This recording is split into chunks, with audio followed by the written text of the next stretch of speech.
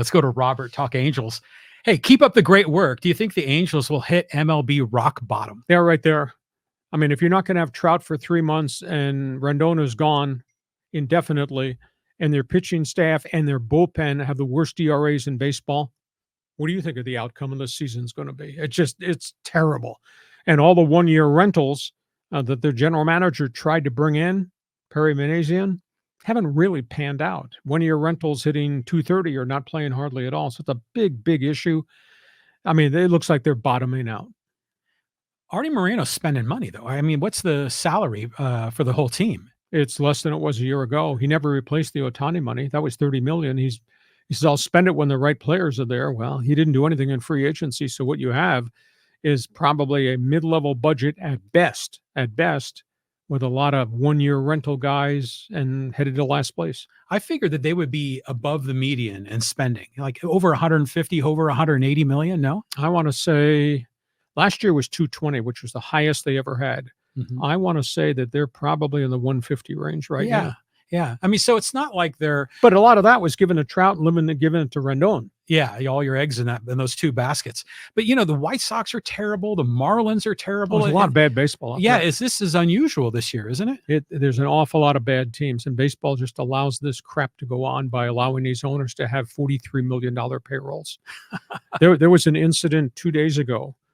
Former A's pitcher Ron Darling, who's a very successful broadcaster for the Mets, he went on network TV and he crucified John Fisher, the Oakland A's owner, for his whole methodology.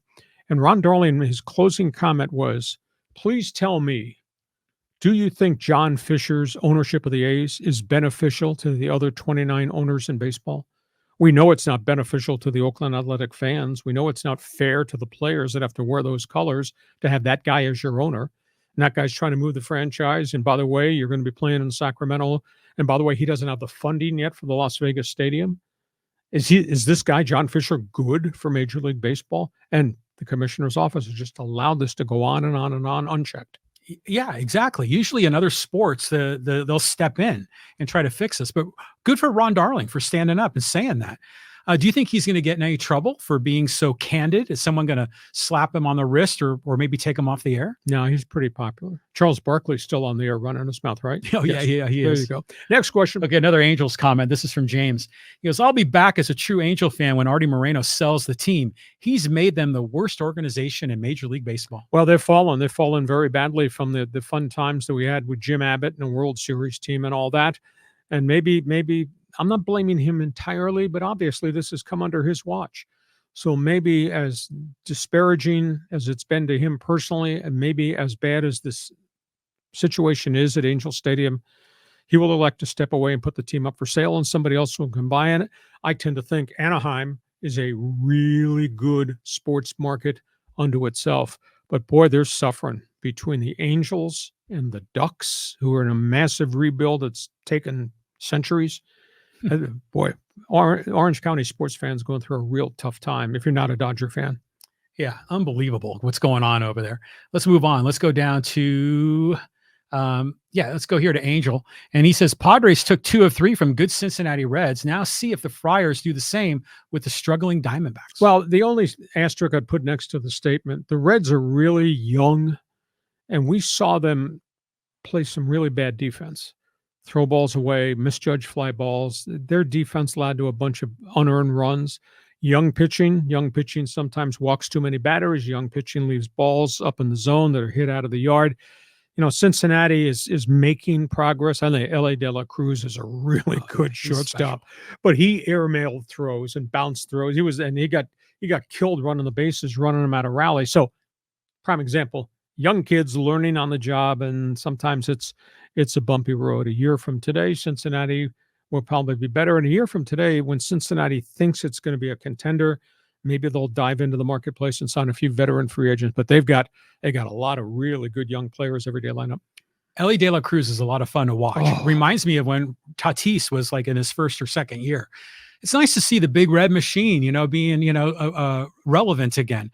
But that catch that Fairchild made in center field reminded me, remember in the World Baseball Classic, Manny Machado hit the ball at Petco to that same spot and Adam Jones. Yeah, Adam Jones. Adam Jones caught it. And I was at that game, by the way. That was Dominican Republic against USA. It was an amazing day. That was like in 2017, I think. So, but Manny's hitting the ball hard. So you like to see that. On we go. Next question, fans forum. Okay, let's go here to Chris. He goes, Hacksaw, Bobby Portis is an excellent suggestion. I told you so. The Lakers, of course you did. The Lakers need a street fighter like you that will put the Raider fan in the hospital. Oh, Kawhi Leonard, start watching this bleeping podcast and learn what it means to play hurt, damn it. Well, he's had significant injuries. The quad injury was really severe. And now what's happened with meniscus, and it's happened 2 years in a row, is a big issue. It'd be safe to say he needs another off season just to get rehabbed and get stronger and bigger in that area.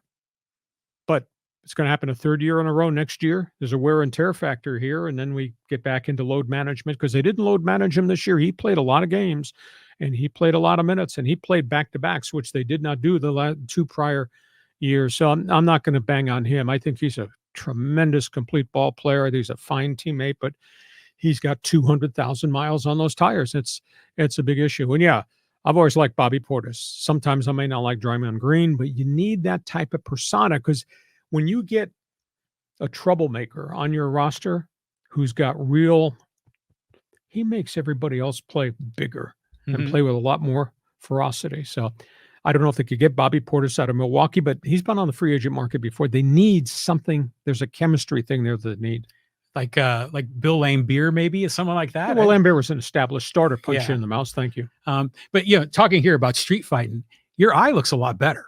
It's almost no discoloration. Yeah. Is it feeling better? No, it feels fine. It just looked really, really bad. And for those of you who want to pile on me, no, I did not get in a fight with a Raider fan or a Dodger fan. But if I had, one or both would still be in the hospital. But thank you for asking. Well, didn't Kawhi get a lot of crap when he was in San Antonio when he was hurt and people said he wasn't really hurt that bad and they thought he was dogging it? Well, I think there were some insinuations, but you never know. I mean, the injuries are really significant. And when you have to max effort it every trip up and down the floor and you got something, you got an ankle, you got a knee, there's always the fear factor. If I go up and I come down, am I going to re-injure it again? You have to get through that emotional hurdle when you're hurt. So I hardly ever criticize athletes unless you've been there and been hurt and tried to go through the long, lonely road of rehab. And then when you think you're healthy, then you got to go over that hurdle that I can do this without re-injuring myself. And in some cases, when you see these pitchers who blow their elbow ligament out a second time, it's catastrophic emotionally because that's another 14 to 16 months out of your life. And rehab, John, rehab is the most lonely road in the world because you're not part of the team, even though you are part of the team. But you're getting paid. Well, that's true. And that makes life a lot easier. All except talk show host. Next question. Okay, let's go here. Speaking of Kawhi, Sam Crow says, hey, tell him to come back to the Raptors, LOL. Well, the problem we've got there in Canada is that they strip mine the roster. Have they spent their money wisely? I don't know, but Kawhi's gone. Fred VanVleet is gone. And look, his influence in Houston was just absolutely phenomenal. So there's different ways to do business. Sometimes you can't keep the players either. Either because of salary cap or a guy didn't want to play in Canada, which to me is weird. But I'd move to Canada right now. But this situation with these guys leaving, some of it's finances, some of it's the U.S. Canadian dollar exchange rate, and some of it's just don't want to live there. I want to come back home. There's a lot of former Raptors now scattered. Oh, yeah. I mean, Pascal Siakam is on Indiana. What a great player he is. And then Kyle Lowry, I think, is with the 76ers now. So it's interesting to see how they all move around. You think about 2 years ago today, before I ever first met you, think about the roster the Raptors had 2.5, 3 years ago. And virtually all those guys, including Pascal, gone to the win. And Pascal's made the whole bloody difference in Indiana. Holy cow, what a player he is. Yeah, tremendous. And we don't get to see Toronto Raptor basketball very much, but boy, that's big time, 6'7". But that's a big time guy with a big payday coming. Yeah, Toronto is a huge city, a huge opportunity for players. Okay, this is from Derek, and he says, the banner between you two is fantastic. Yeah, two dumbasses don't have any place to go, just sitting here exchanging gunfire. Thank you. Okay, Roberto says, Lee, since you are bleeping brilliant, what would you do or say to Bogarts to get him going? This sounds weird. If his best game is at shortstop, then let him play his best game at shortstop and move Hassan Kim back to second. I'm a little surprised that Kim is struggling so badly I think the scouting reports say you got to pitch him differently because we now know what he can do. I mean, H.S. Kim had a phenomenal season last season. But if they could get Bogey and if they could get HS back to what they were hitting a year ago, boy, this team would be pretty damn good. Right now, it's a little bit streaky. So now that means maybe you won't have your best guy at shortstop because your best guy winds up playing second base. But last I checked, Hassan Kim got a Gold Glove at second. Yeah. So why wouldn't you revert back to play to the strengths of both those guys and hope you can trigger them back? Yeah. I mean, you would normally think that defense wouldn't affect the way you hit, but if he's just not in the right kind of zone, Yep. and he's kind of mentally off, that could throw everything. But when Xander was playing for the Red Sox, he wasn't a leadoff hitter. Where did he bat in the lineup? Probably in the 5 or the 4 hole, right? I don't know if he was 2 or 5, but nice statistics, Fenway Park. Wow. Yeah. I mean, he was a really good hitter. If we had Bogarts and Tatis and Machado And all, Kim. well, just those, let's just say the 3 big guys, if they were all performing at their career average, and then you've got Kim coming back and you got the young guys like Jackson Merrill. And you got Crony. Yeah, Croner, they hit that grand slam. The Padres could be really good, but they're still sputtering. On we go. On we go. And let's go here to Justin. It says, should the Chargers get a quarterback to replace Easton Stick? Stick has proven he can't win, and it seems he has no upside. What do you think, Hacksaw? Well, the kid is intellectual. The kid is really athletic. Kid just couldn't get him into the end zone last season when he had to play after Justin Herbert got hurt, but they brought him back. They know better than I do, although I got opinions on everything. They know better because they're in practice. They have all the video of him. They're in the classroom work. So I think he stays there. And remember, when he played at the end of last season, they had a whole bunch of skill guys hurt. Was not a complete team, and the running game had virtually gone away because Austin Eckler wasn't Austin Eckler. So you can go rent event. You know, they had Chase Daniel there, lifetime journeyman. Oh yeah. He was there for backup for, I don't know, 7 or 8 years. When he had to play, he didn't produce. So I think they think there's enough upside. And now with this new offense coming in, which is going to have components of run, pass, option, RPO, maybe that fits Easton Stick just a little bit better. But the success of this team is not going to spin on the backup quarterback. Trust me. Well, if they're going to need a backup quarterback, how about trading for Michael Penix, right? He's going to be on the bench in Atlanta. Yeah, not trading him in Atlanta. Boy, Atlanta's taking a lot of heat right now. Okay, let's go here to Derek. He says, hey, the Guardian Caps are great, especially if they go to 18 games. It'll be great for their long-term health. And like Mr. Marketing said here, we'll have the Guardian Caps, but they won't look weird because they'll put a cover over the Guardian Caps with team logo. Oh, yeah, of course. But they do look weird. When I was the voice of the Seahawks, I met with Mike Holmgren, the coach, and we were just talking about rules and stuff. This is in training camp. And we got talking about safety, et cetera. And he showed me schematics of what they were doing with shoulder pads and with helmets. Now, this goes back to early 2000s when Mike was there building a Super Bowl team with Seattle. And he said they should adopt this. These schematics work. I'm not going to say they're styrofoam shoulder pads, but they weren't the hard plastic. Mm-hmm. But there was give to them, and it protected the guy. And the helmets had give. They were not the hard plastic that we have. But the union wouldn't sign off. The players bitched about them, said that doesn't look like prototype football helmets, and that looks strange. And who cares if it's strange? Everybody's going to be wearing the same gear.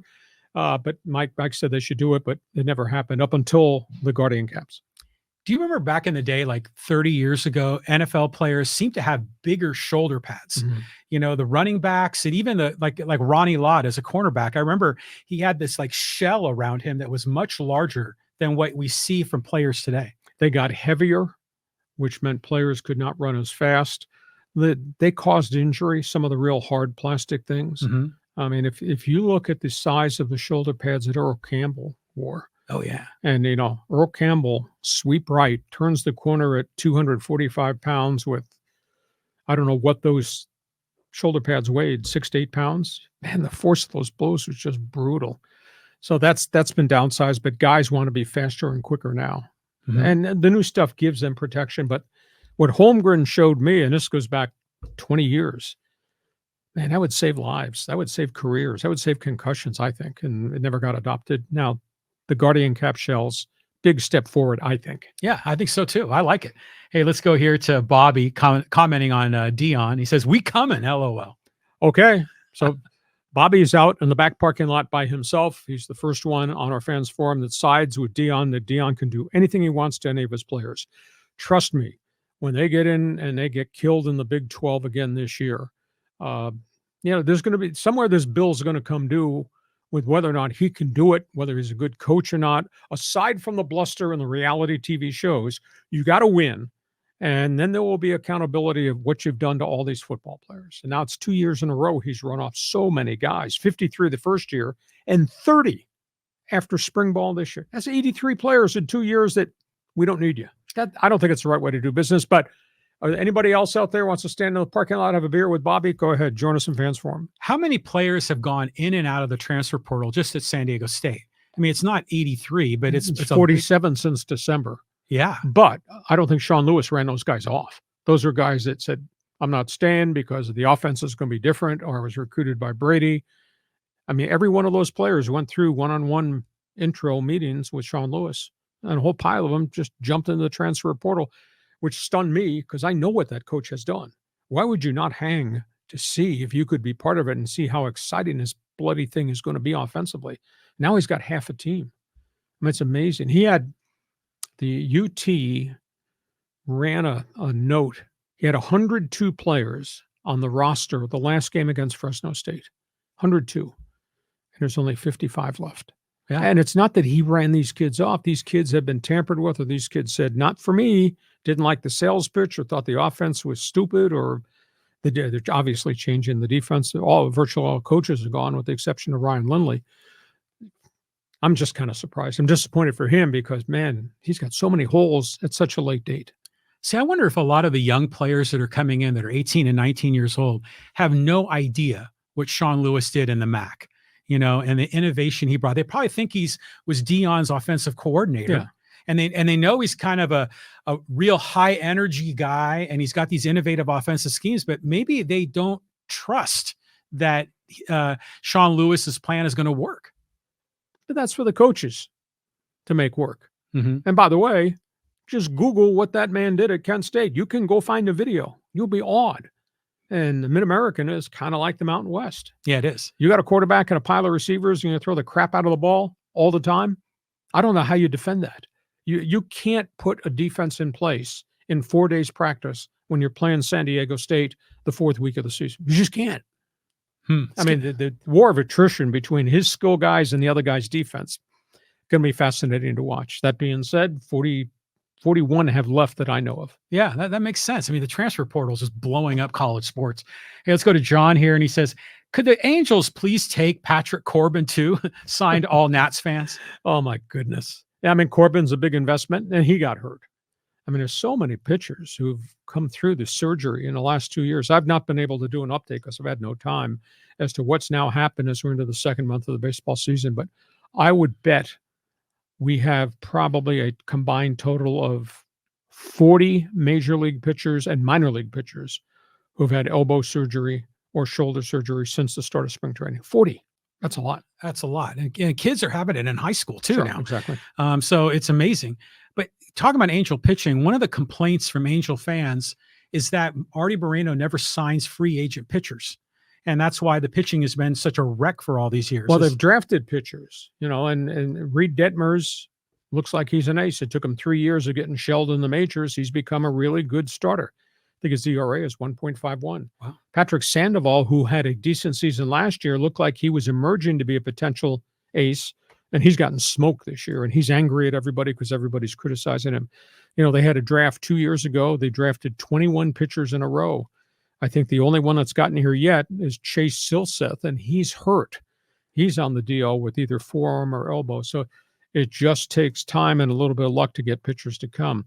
And Artie Moreno, I'm sure he'd pay state-of-the-art money for 3 years, but he's not given pitchers 5 years or 7 years. They talk back and forth with Blake Snell, and I was told it was a 3-year offer, which was really good money. If it was 3 years, 90, Snell could have been in Anaheim, and then he would have made a difference with Reed Detmers. But he waited, went to San Francisco. Now he's hurt. He's had 3 crap starts in a row, and the Giants are on the hook for $31 million the first year. And if he doesn't have a good season, he'll opt in just to stay in San Francisco, collect another $30 million. So The length of contract is a big issue. The injury factor could happen tonight, could happen a year from tonight, might never, ever happen. That's still out there in the equation. You got to pay attention to all that stuff. Yeah, I think maybe Artie Moreno's thinking he dodged a bullet by not signing Blake Snell. But, who's the free agent that's been doing great is Seth Lugo. Oh, 5-1, 1.50 ERA. Yeah. Kansas City, surprise team in Major League Baseball because of the Padres refugees. Amazing. Yeah. So good on Seth Lugo, who the Mets didn't think was good enough to be a starter, and he's just killing. And the Padres did not want to give him 3 years, $45 million. That Kansas City gave him 3 years, $45 million. But Seth Lugo's had a good year and a third in his baseball career coming from the New York Mets. Awesome. Okay. How about a couple more here before we go to social media, and then we'll wrap this thing up. Let's go to social media now, actually. And let's go here. And we'll talk about the Falcons.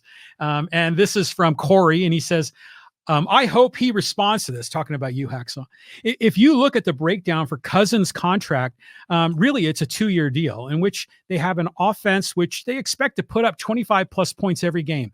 Their secondary isn't awful, and Raheem Morris is one of the best defensive play callers in the business. So not worrying about the defense when you have a Hall of Fame talented quarterback just sitting there is okay. Well, they do have the tight end pits, and they do have wide receivers. They do have a stud running back head into his second year.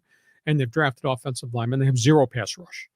Cousins puts up great numbers, has made a great deal of money. But has he ever done anything come postseason? Not that I know of. So that's an issue. They needed pass rushing. If they would have taken the defensive end out of Alabama, they would have gotten a pass rushing defensive end, or they could have taken the pass rusher from Florida State, Verse. That would have helped solve them. They didn't need Michael Penix immediately. There'll always be a quarterback you can get later. Now, there's a sidebar story that's just leaked out that the Falcons at 8 had a deal in place with the Jets at 10 that involved future picks going to the Jets. Jets would have traded back. And Atlanta would have taken a pass rusher had they gotten the 10th pick. And after they chose Penix, the Jets backed out of the deal. So maybe there were 2 transactions that Atlanta was about to make, which would have meant less criticism. But as they stand here right now, please tell me, they have any pass rush in Atlanta? I don't think so. If you have a pass rush, how are you going to stay in games, even if Kirk Cousins throws for 4,500 yards? So, hey, Corey, that's my answer. I stand by what I believe. I saw that bit in the Best 15 this morning about how that trade went south, and they reneged on it. But I was interpreting that originally that maybe Penix would have been dealt to the Jets as part of it. And then that trade fell through. But then again, the Jets wouldn't need another quarterback because they have Aaron Rodgers. Well, for the future, but you would not take Penix at 10 in New York.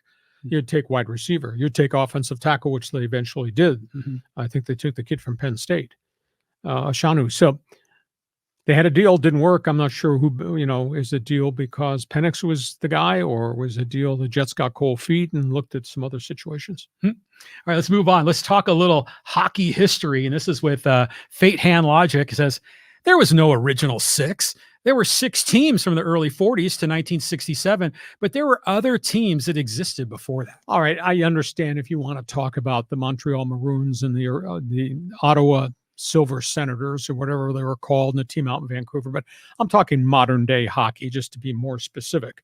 It was, quote, the original 6. But I got a question for you. I'm going to throw this curveball at you. Don't foul it off and don't take a strike. So you asked me last week about goaltending, and I mentioned the word Vezina Trophy. Oh, yeah. What's that? Yeah. Well, Vezina Trophy is the goaltender's award for the year. It might be Connor Hellebuck up in Winnipeg. It may be one other goaltender. It was named for George Vezina. George Vezina was a great goaltender way back in the days. Had to be the 30s and 40s. Might have been Montreal, might have been Chicago, might have been both. Original 6. Do you know what his nickname was? You've never heard this. I know you've never heard this. And this is the strangest nickname I've ever heard. His nickname was the Chicoutimi Cucumber. What?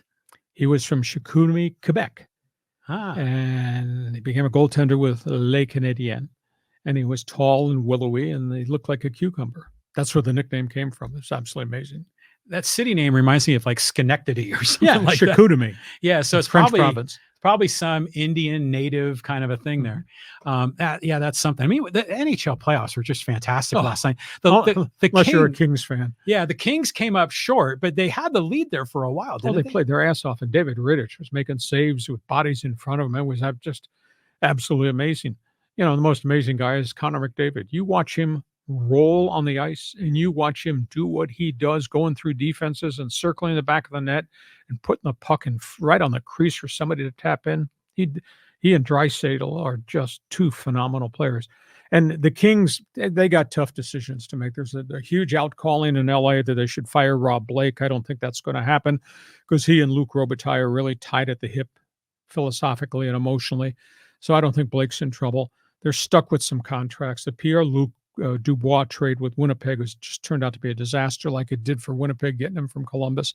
They got a lot of guys making $8 million that didn't play up to $8 million standards, and Kings played their hearts out. And what they did here at home in the fifth game against Edmonton, they out-hit them, they outshot them, they just could not put the puck in the net, and it was a 1-0 loss. And they came back last night, and they tied or almost got back in the game late, and their goaltending was tremendous. So they got some tough decisions to make. I don't know how they're going to get out of this cap issue because now they got all these big contracts. I'm not so sure many people want. So a little bit of a disappointment. And I thought that thing, they've been building for 2 to 3 years. I thought they were ready to take this next step. Doggone, Edmonton is right there in front of them again.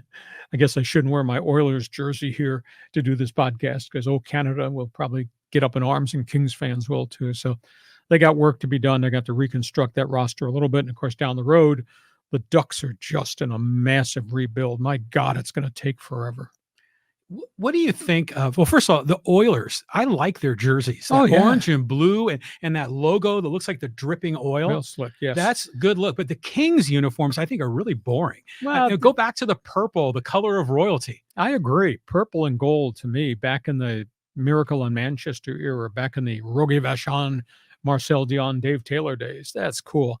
But when they got Gretzky, they changed the scope. And for some reason, the sexy color had something to do with the Outlaws, the Raiders, had to be silver and black. Well, I never liked it. I liked the logo, but I like the Crown Quest. If I could find a jersey with the crown, I would buy it and I would wear it proudly. Wear it here on the podcast. Yeah, big guy wear everything else on the podcast, and the fashion designers out there will call us and criticize us in Fans Forum. Hey, listen, we hope you have